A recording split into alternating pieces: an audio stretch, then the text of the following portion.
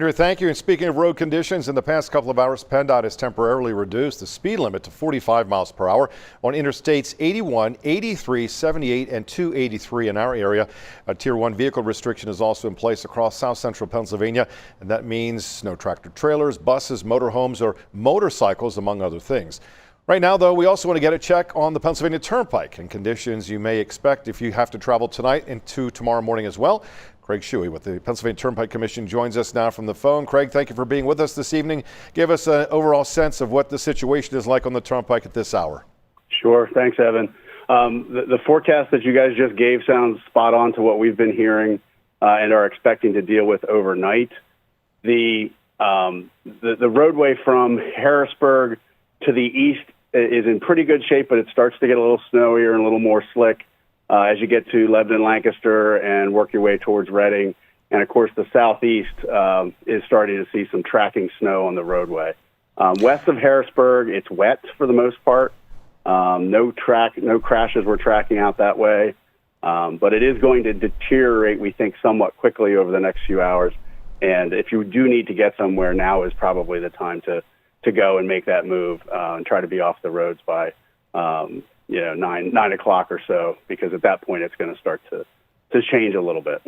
Yeah, and as Andrew mentioned, we have more intense snow coming throughout the overnight hours. Talk a little bit about what the situation is as far as your guys' plan to try and stay ahead of it or keep up with it along the Turnpike. Yeah, right now we're monitoring the roadway here in the central Pennsylvania area. There's nothing we can treat just yet. The road temperature is still mostly above freezing. Putting down salt right now while it's raining just basically washes it off. So our crews are stationed at strategic locations across the area and will begin to move when they start to see something that they can treat or begin to plow. I think it might be a little while till we see some plowable snow here. But to the east of us, towards the Philadelphia area, they are actually actively plowing and moving through those sections with both plowing and salting throughout the evening, because it is getting more intense in that part of the state. And two quick questions. Any restrictions at this point in the Turnpike, number one? And number two, what's your advice for folks that tomorrow morning need to get out on the road and use the Turnpike? Yeah, we do have a Tier 1 restriction, and that means RVs, motorcycles, light trailers and that sort of thing, empty trailers, empty double tractor trailers. Those need to be off the roadway from Carlisle all the way to the New Jersey line and all the way up the northeastern extension.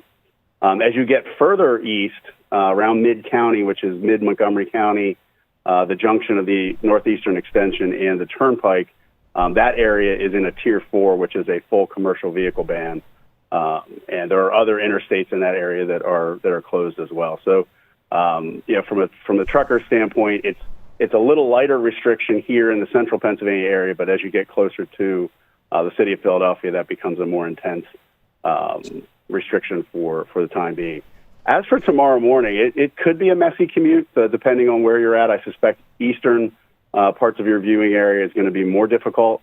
Perhaps out Harrisburg and to the west may not be, but there's still a pretty good chance that there'll be some back roads and some slick spots.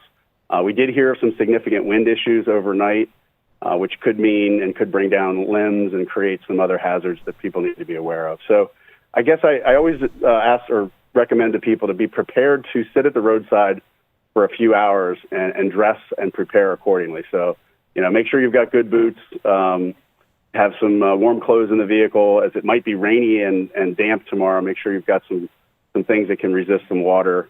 Just be prepared for that occasion, because none of us expects to crash. But when we do, it's always those folks that are standing around in shorts and flip-flops that you really worry about, because they're not quite prepared for that kind of situation. All very good. Sound advice. Craig Shuey, the Pennsylvania Turnpike Commission. Craig, thank you so much. We appreciate your time with us this evening.